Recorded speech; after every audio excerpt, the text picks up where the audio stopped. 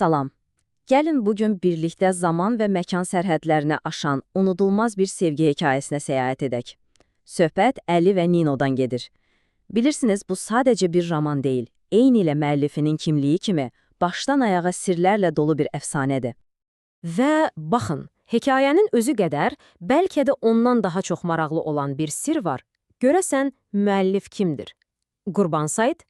Bu sadəcə bir təxəllüsdür və bu adın arxasında gizlənən o şəxsin əsl kimliyi, inanın, bu günə qədər də qızğın mübahisələrə səbəb olur. Yaxşı, gəlin bu sir pərdəsini biraz aralayaq. Başlayaq müəllifin o kölgədə qalmış həyatından və onun bizə yaratdığı o bənzərsiz, unudulmaz dünyadan. Deməli, onun haqqında bildiklərimiz əslində çox azdır. Təsəvvür edin, Sovet İttifaqından qaçan Tatar əsirli bir mühacir, sonra Viyanada 1937-ci ildə bu möhtəşəm əsəri Alman dilində yazır, amma hekayə bununla bitmir. Oradan da nasistlərdən qaçıb İtaliyaya gedir və naməlum şəraitdə vəfat edir. Yəni, həyatı tam bir sir yumağıdır. Amma bütün bu sirlərə baxmayaraq, onun dahiliyi bizə miras qoyduğu və bu tək və olməz əsərdə bütün aydınlığı ilə parlayır. Və bütün bu hekayənin döyünən ürəyi, mərkəzi haradır? Əlbəttə ki, Bakı. Amma bilirsiniz, bu sadəcə bir şəhər deyil.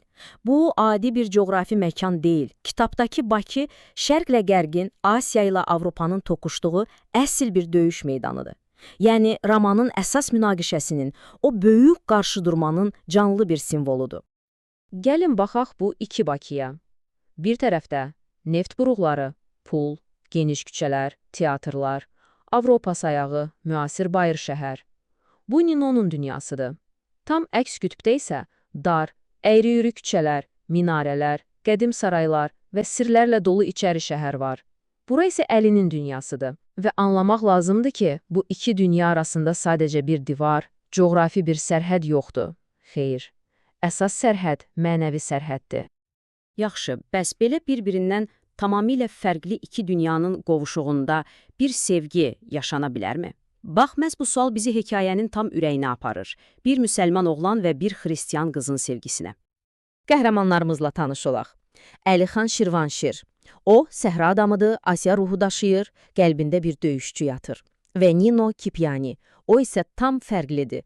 Avropa ədəbiyyatı ilə böyüyüb, incə, zərif bir gürcü xristiyanı. Yəni, onların sevgisi əslində sadəcə iki insanın bir-birinə olan hissləri deyil. Yox, bu daha böyük bir şeydir. Bu şərqlə qərbin, köhnə ənənə ilə yeni müasirliyin bir-birinə meydan oxumasının kiçik amma çox güclü bir modelidir. Bilirsiniz, bəzən ən böyük, ən dərin fərqliliklər ən adi gündəlik anlarda özə çıxır. Gəlin ələ kitabdan bir səhnəyə qulaq asaq, bu fərqi daha yaxşı hiss edək. Deməli, Əli plovu əli ilə yeyir, nümunəvi bir zərifliklə. O, düyünü topa halına saldı və bir dənəsini də itirmədən ağzına qoydu. Nino bizim yemək tərzimizin barbarlıq olduğunu deyir. Baxın, sadəcə bir yemək anı. Amma bu hərəkət, bu adət onlara hər dəfə fərqli dünyalardan gəldiklərini necə də kəskin şəkildə xatırladırdı. Və bu fərqliliklər əlbəttə ki, təkcə gündəlik vərdişlərdə deyildi. Əsas fərq daha dərində idi. Onların mənsub olduğu o böyük mədəniyyətlərin ruhunda, Qafqazın qədim ənənələrində, əfsanələrində gizlənirdi. Gəlin, Əlinin dünyasına daha dərindən baxaq. Bura elə bir yerdir ki, ədalət gözə göz, dişə diş prinsipi ilə təmin edilir. Qan davaları cəmiyyətin nizamının, qaydasının bir parçasıdır. Aşıqlar sözlərini kağıza köçürməyə özlərinə sığışdırmır, qürurları yol vermir. Ona görə də şeirlərini şifahi söyləyirlər. İndi təsəvvür edin, Ninonun Avropa dəyərləri ilə böyümüş ruhu üçün bütün bunlar nə deməkdir? Bu, tamamilə başqa bir əxlaq kodeksi idi. Burada ədalət, şərəf, qisas, bütün bu anlayışlar tamam fərqli məna daşıyırdı. Amma bu torpaqların ruhu təkcə belə sərt qanunlarla yoğrulmamışdı. Həm də möhtəşəm əfsanələrlə zəngin idi. Məsələn, Qarabağ atları. Gəlin kitabdakı o təsvirə bir qulaq assaq. Ən gözəl şey Qarabağ atı idi. Onları görmək at oğrusu olmaq deməkdir. Yalnız müharibə başlayanda sahibi öz qırmızı qızıllı möcüzəsinə minər. Görürsünüz, bu atlar sadəcə bir heyvan deyildi. Yox, onlar bir xalqın qüruru, şərəfi, canlı bir əfsanəsi idi. Lakin onların bu şəxsi, bu kövrək sevgi hekayəsi çox keçmir ki, tarixin nəhəng, amansız dalğalar altında qalır. Böyük qlobal münaqişələr onların kiçik dünyasını alt-üst edir. Baxın, tarixin o amansız fırtınası onların qapısını necə döyür. Hər şey 1914-cü ildə Birinci Dünya Müharibəsinin başlaması ilə alovlanır. Sonra 1917, Rusiya inqilabı, bütün imperiya çökür. Və bu xaosun, bu dağıntının içindən 1918-ci ildə bir ümid doğulur. Azərbaycanın müstəqil respublikası. Amma heyf ki, bu ümid qılıcımı çox qısa ömürlü oldu. Çünki cəmi 2 il sonra 1920-ci ildə Qırmızı Ordu Bakıya girir. Hər bir tarix sanki onların taleyinə vurulan yeni bir zərbə idi. Bəli, o qısa müddət, o 2 il ərzində Azərbaycan bütün bir millətin azadlıq arzusunu yaşadı. Və başa düşmək lazımdır ki, Əli üçün bu sadəcə uzaq bir siyasi hadisə deyildi, qətiyyən.